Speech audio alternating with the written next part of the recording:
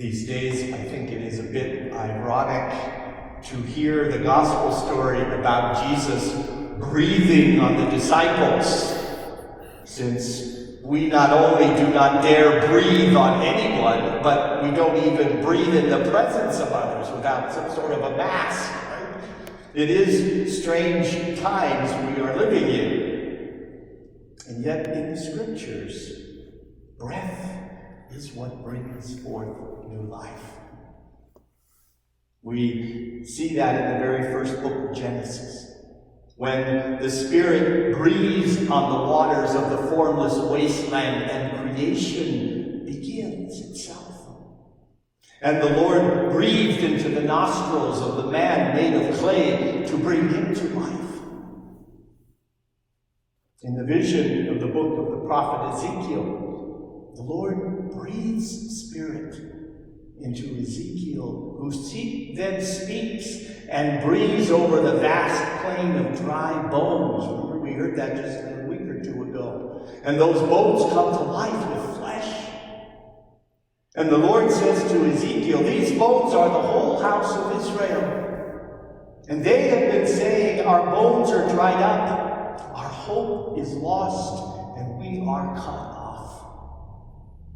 And the Lord then says to Ezekiel, then say, thus says the Lord my God, O my people, I will open your graves and have you rise from them. I will put my Spirit in you, that you may live. The breath that we are now safeguarding is transformed into the new life. The breath of new life again, through our faith in Jesus Christ.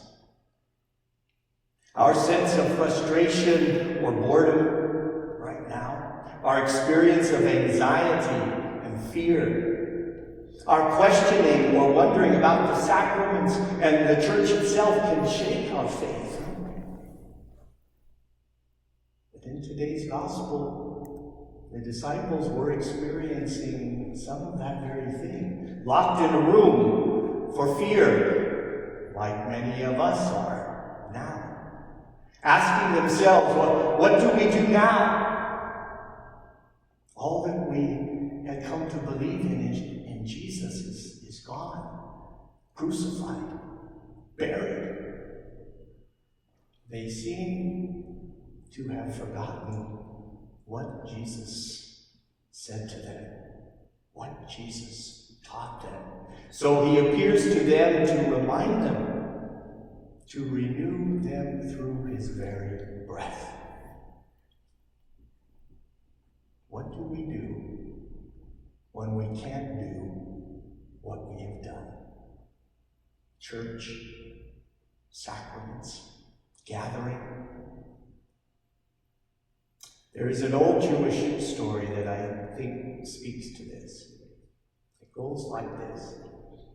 When the great rabbi Israel Baal Shem Tov saw misfortune coming, threatening the Jews, it was his custom to go to a special place in the forest to meditate. And there he would light a special fire, and he would say a special prayer, and a miracle would be accomplished.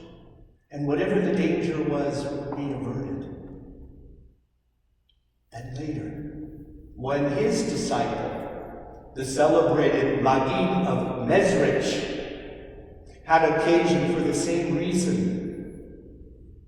he would go to say the prayer. He would go to that same place in the forest, but years had passed, and so his prayer would be, Master of the universe, listen, I do not know how to light the special fire, but I know the prayer, and I am here in this place.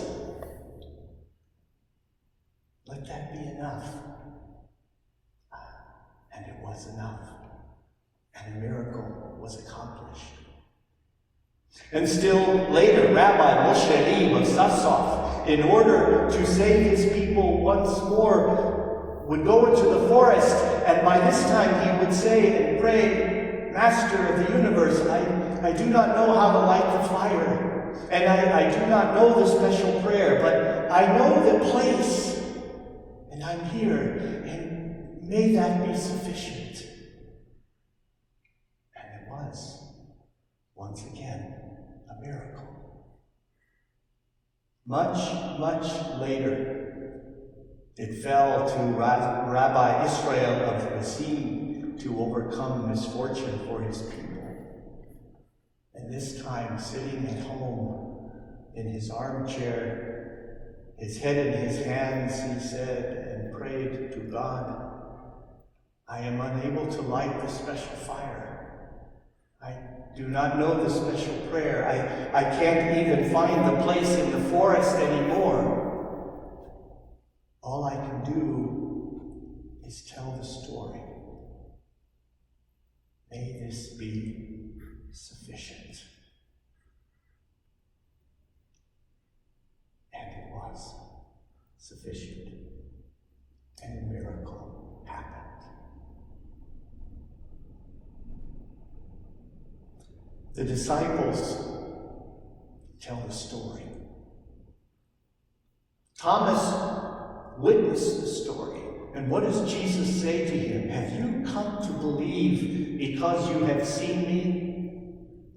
Blessed are those who have not seen and have believed. For when we tell the story, church happens. Here and there, wherever you are. When we share the story, Christ becomes present here and there, wherever you are. And we are strengthened and renewed by that presence. We can accomplish miracles. We will know and share the sacraments again. And until then, we share the story.